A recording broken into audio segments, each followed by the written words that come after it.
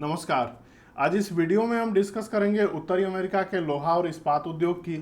और लोहे इस्पात उद्योग का प्रतिरूप हम समझेंगे कि कहाँ कहाँ पे लोहे और इस्पात उद्योग के केंद्र विकसित हैं और इन केंद्रों के पीछे जो स्थानीयकरण के कारक या जिनको कहते हैं हम लोकेशनल फैक्टर, वो किस तरह से काम कर रहे हैं। तो लोकेशनल फैक्टर ऐसे फैक्टर्स होते हैं जो किसी भी उद्योग के बनने के लिए निर्धारक कारक होते हैं। इन्हीं से निर्धारण होता है कि कोई उद्योग कहाँ पे स्थित होगा।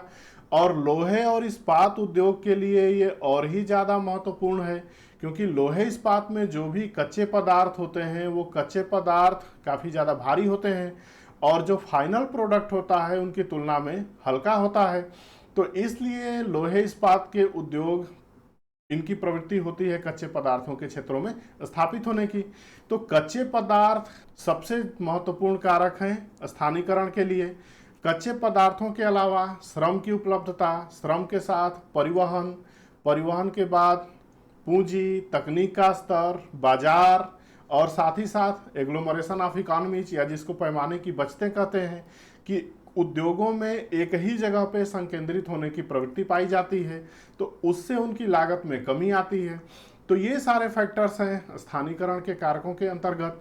तो इन कारकों की भूमिका उत्तरी अमेरिका के रिफरेंस में क्या है, इसको हम लोग डिस्कस करेंगे। तो उत्तरी अमेरिका का जो लौह और इस्पात उद्योग का केंद्र है वो इस मानचित्र की सहायता से हम लोग समझते हैं। ये मैप पे जितने भी ब्लैक डॉट्स पड़े हुए हैं ये सारे के सारे उत्तरी अमेरिका में पाए जाने वाले लोहे इस्पात के केंद्र हैं। और यहाँ जब हम इस मैप को देखते हैं तो ये उत्तरी अमेरिका का कनाडा और यूएसए का बॉर्डर एरिया है। तो इस बॉर्डर से हम देख पाएंगे कि उत्तरी अमेरिका में जो अधिकतम लोहे इस्पात के केंद्र हैं वो संयुक्त राज्य अमेरिका में स्थित हैं और कनाडा में बहुत ही कम स्थित हैं। तो ये लोहा इस्पात उद्योग किसी भी औद्योगिक संरचना के लिए बहुत ही ज़्यादा महत्वपूर्ण है और ये बैकबोन ऑफ द इंडस्ट्री कहा जाता है, क्योंकि लोहे इस्पात का जो प्रोडक्ट है वही प्रोडक्ट अन्य उद्योगों में एक रॉ मटेरियल के तौर पे या एक इनपुट के तौर पे यूज किया जाता है। और संयुक्त राज्य अमेरिका चूंकि बहुत ही ज़्यादा विकसित देश है, इवन कनाडा भी विकसित देश है, तो यहाँ पे लोहे इस्पात उद्योग का बहुत ही ज़्यादा महत्व है। और लोहे इस्पात उद्योग का अगर पूरे वर्ल्ड लेवल पे प्रोडक्शन की बात की जाए तो जो वर्ल्ड स्टील ऑर्गेनाइजेशन है उसके अनुसार 2024 में जो लेटेस्ट डाटा है सबसे नंबर 1 पे था चाइना। चाइना का जो प्रोडक्शन है पूरे वर्ल्ड में सबसे अधिक था। दूसरे नंबर पे था इंडिया। इंडिया के बाद तीसरे नंबर पे था जापान और जापान के बाद चौथे नंबर पे यूएसए।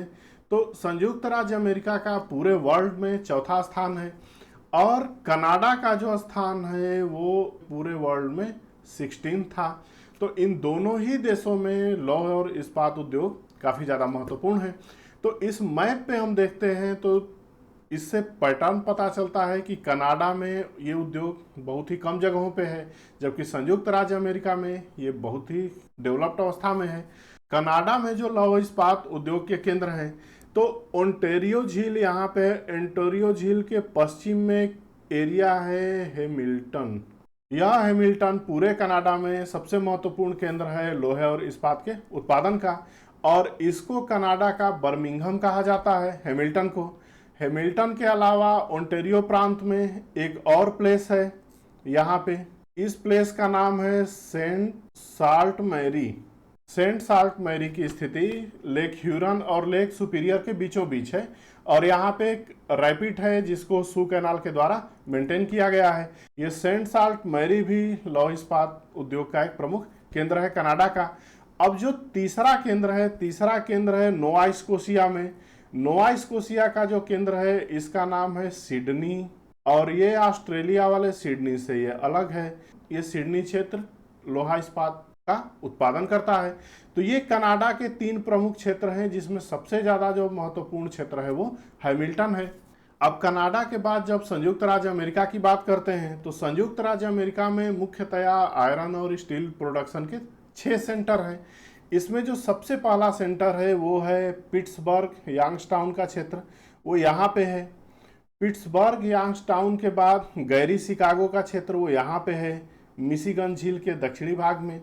तीसरा जो सेंटर है वो है ईरी झील का दक्षिणी पार्ट यहाँ पे। चौथा जो सेंटर है वो पूर्वी तटीय क्षेत्र है, और पूर्वी तटीय क्षेत्र के बाद जो पांचवा सेंटर है वो दक्षिणी भाग है, जो दक्षिणी राज्य है मैक्सिको की खाड़ी के तट पे, और जो छठा सेंटर है वो पश्चिमी तट है। तो इसमें जो पैटर्न हमको दिख रहा है, वो पैटर्न अगर हम देखते हैं तो सबसे ज़्यादा उत्पादन होता है ये पूर्वी तट पे और दक्षिणी तट पे। उसके बाद जो उत्पादन किया जाता है वो यहाँ पश्चिमी तटीय क्षेत्र है। इस प्रतिरूप का मुख्य कारण क्या है, ये हम पढ़ चुके हैं कि ये जो क्षेत्र है पूर्वी क्षेत्र, ये यूरोपीय आप्रवासियों के द्वारा ये बसा हुआ है, और यहाँ पे यूरोप से तकनीक आके यहाँ प्रयोग की गई है, और यहाँ कच्चे पदार्थ भी अवेलेबल हैं, और जो भी फेवरेबल कंडीशंस हैं वो यहाँ अवेलेबल हैं। साथ ही साथ तटीय क्षेत्रों से व्यापार काफ़ी होता है। इनके बाद ये जो ग्रेट लेक सेंट लॉरेंस सीवे है, यह भी व्यापार को मुहैया कराता है, तो इससे आयात और निर्यात दोनों ही सुगमता से हो जाते हैं। तो ये सब कुछ फेवरेबल फैक्टर हैं या स्थानीयकरण के कारक हैं कि लौह इस्पात उद्योग उत्तरी अमेरिका के पूर्वी भाग में केंद्रित है। तो इसमें जो कनाडा के क्षेत्र थे, सेंट साल्ट मैरी, हैमिल्टन और सिडनी, ये तीन प्रमुख सेंटर हैं।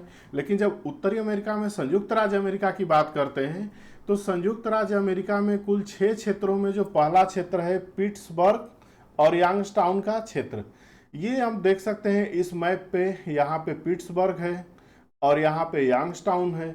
ये दोनों ही क्षेत्र यहाँ बीचों बीच ये स्थित हैं, और इन क्षेत्रों में जो प्रमुख केंद्र हैं, तो पिट्सबर्ग और यंगस्टाउन ये दोनों स्वयं में केंद्र हैं। इनके बाद है कैंटन, कैंटन की भी स्थिति इसी क्षेत्र में है। फिर व्हीलिंग क्षेत्र है, व्हीलिंग सेंटर है, व्हीलिंग की स्थिति यहाँ पे है। आयरनटन, मिडिल टाउन और पोर्ट्समाउथ, ये सारे केंद्र हैं लोहे और इस्पात उद्योग के, जो पिट्सबर्ग और यंगस्टाउन क्षेत्र में स्थित हैं। अब जो दूसरा रीजन है गैरी शिकागो रीजन, तो गैरी और शिकागो दोनों ही मिशिगन के दक्षिणी क्षेत्र पे स्थित हैं। यहाँ देख सकते हैं ये शिकागो है, दूसरा ये गैरी है। और गैरी शिकागो के साथ साथ जो अन्य केंद्र हैं गैरी और शिकागो, एक मिलवाकी, मिलवाकी की स्थिति यहाँ पे है। ये मिशिगन झील है, इसको हम लोग देख सकते हैं, और मिशिगन झील के दक्षिणी और पश्चिमी किनारे पे इस क्षेत्र की स्थिति है। तो मिलवाकी के बाद हैमंड, ये गैरी और शिकागो के बीच में है। इसके बाद है इंडियाना हार्बर, तो इंडियाना हार्बर की स्थिति भी यही है। तो ये क्षेत्र है हमारा गैरी और शिकागो का, ये दूसरा क्षेत्र है जिसमें प्रमुख केंद्र शिकागो और गैरी, और मिलवाकी, हैमंड और इंडियाना हार्बर, ये 5 सेंटर हैं मुख्यतया गैरी शिकागो रीजन के। अब जो तीसरा केंद्र है, तीसरा रीजन है इरी झील का, जो दक्षिणवर्ती तटीय क्षेत्र है। और इन क्षेत्रों में जो सबसे फेमस है वो डेट्राइट, डेट्राइट की स्थिति हम लोग देख सकते हैं यहाँ पे है, ये डेट्राइट है, और ये इरी झील है ये। तो इरी झील के पश्चिमी तट पे डेट्राइट है। डेट्राइट के बाद ये दूसरा सेंटर टोलेडो, टोलेडो यहाँ पे दिख रहा है, और टोलेडो के साथ लोरेन क्षेत्र है। लोरेन के बाद क्लीवलैंड, क्लीवलैंड की स्थिति ये है, और क्लीवलैंड के साथ बफेलो, ये सारे इरी क्षेत्र, इरी झील के दक्षिणवर्ती और पश्चिमवर्ती भाग में स्थित हैं। तो यहाँ पे भी आयरन ओर का उत्पादन किया जाता है। इसके बाद आता है जो चौथा रीजन है वो कोस्टल रीजन। तो कोस्टल रीजन में हम देख सकते हैं बैथलहेम एक जगह है, ट्रेंटन है, स्पैरो पॉइंट है, डेलवेयर है और एलेनटाउन है। ये सारे के सारे स्थित हैं इस वाले क्षेत्र में। अब इन सबके लोकेशनल फैक्टर क्या हुए, जब हम लोहे के वितरण के बारे में पढ़ रहे थे तो सुपीरियर क्षेत्र में ये सारे हिल्स हैं, आयरन हिल्स, बहुत सारे मेसावी रेंज, बर्मिलियन, ये सब हमने पढ़ा हुआ था इस क्षेत्र में। तो ग्रेट लेक्स का जो सुपीरियर का क्षेत्र है वो लोहे की आपूर्ति करता है इस पूरे क्षेत्र को, और इनके साथ ही साथ कुछ लौह अयस्क कनाडा से मंगाए जाते हैं, और जो ग्रेट लेक्स सेंट लॉरेंस सीवे के द्वारा ये अंदर की तरफ आते हैं।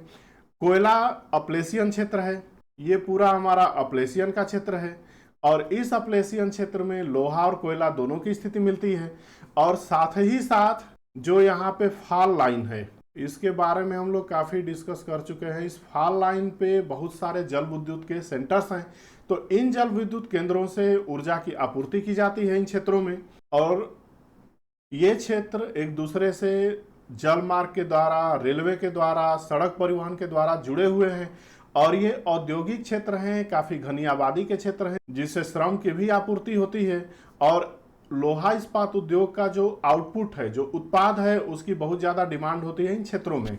तो यही कारण है कि यहाँ पे लोहे इस्पात उद्योग काफ़ी विकसित अवस्था में पाए जाते हैं। अब जो पांचवा रीजन है संयुक्त राज्य अमेरिका में, वो है हमारा साउदर्न रीजन। तो साउदर्न रीजन में बर्मिंघम और ह्यूस्टन, ये दो सेंटर बहुत ही फेमस हैं। इसमें जो बर्मिंघम है ये अलबामा स्टेट में है, ये बर्मिंघम, और दूसरा है Houston region, Houston Texas state में है। तो ये दो क्षेत्र हैं दक्षिणी यूएसए में पाए जाते हैं। अब जो छठा रीजन है, छठा रीजन है पश्चिमी क्षेत्र। तो पश्चिमी क्षेत्र में हम देख सकते हैं कि जो ये पश्चिमी संयुक्त राज्य अमेरिका है, इसमें ये सेंटर पाए जाते हैं। तो यहाँ पे देखते हैं प्रमुख एक क्षेत्र है फोंटाना, फोंटाना की स्थिति यहाँ पे है। फोंटाना के साथ यहाँ पे लॉस एंजलिस है, लॉस एंजलिस के साथ सैन फ्रांसिस्को यहाँ पे है। सैन फ्रांसिस्को के बाद ये प्रोवो क्षेत्र है, ये लोहे इस्पात उद्योग का एक प्रमुख केंद्र है। और प्यूब्लो है, प्यूब्लो क्षेत्र थोड़ा सा अंदर है। यहाँ पे जो लोहा और इस्पात उद्योग अवस्थित है, इसमें जो लौह इस्पात उद्योग के लिए जो कच्चा पदार्थ लोहा है, वो लोहा चिली से, पेरू से, वेनेजुएला से ये आयातित लोहे का प्रयोग किया जाता है। इनके साथ ही जो स्थानीय रूप से जो कच्चे पदार्थ पाए जाते हैं उनका भी प्रयोग होता है। तो ये वेस्टर्न संयुक्त राज्य अमेरिका के ये कुछ लौह इस्पात उद्योग के केंद्र हैं। ये ओवरऑल अमेरिका महाद्वीप में लौह इस्पात उद्योग के वितरण का प्रतिरूप रहा है। और इसमें जो प्रमुख उत्पादन क्षेत्र हैं वो ग्रेट लेक्स और ग्रेट लेक्स के साथ साथ जो पूर्वी अटलांटिक तट का भाग है, क्योंकि यहाँ पे जो स्थानीयकरण की दशाएं हैं वो बहुत ही ज़्यादा फेवरेबल हैं। That's all for the day. Thank you.